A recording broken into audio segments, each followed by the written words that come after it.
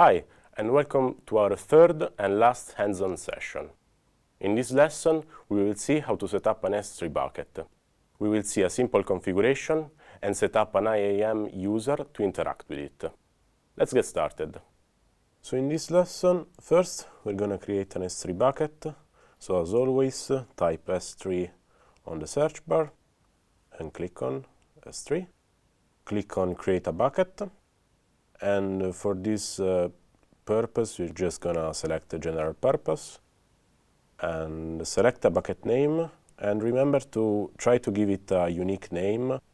This because AWS bills you for the calls you receive to a bucket, regardless if those calls have the permission to have them or not.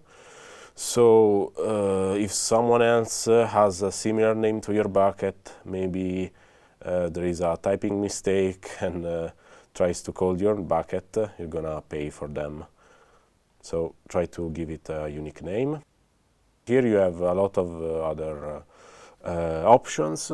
I'm just gonna leave everything as default, but you can look through them, and also advanced settings, and click on Create Bucket. As you can see, we have our S3 bucket, and we can also upload some files to it. So I'm just gonna upload this txt file just to show you how it's done. Just click on upload, and you can click on it, so you can re-download it, copy the URI or whatever you want. Of course, this is not its main purpose, but to play around it, it's more than okay. So next, we're gonna create an IAM user to interact with it. So type IAM user to create it. So first, we're gonna create a policy to interact with our bucket. Policies are just a set of rules that users must follow.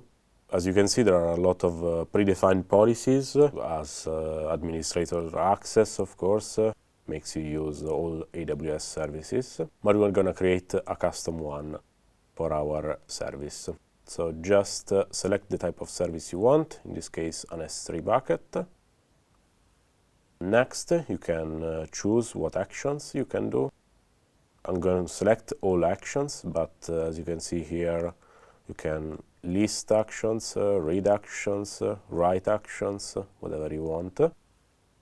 Next, the resource block makes you point these policies to all resources, like all S3 buckets you have, or specific resources.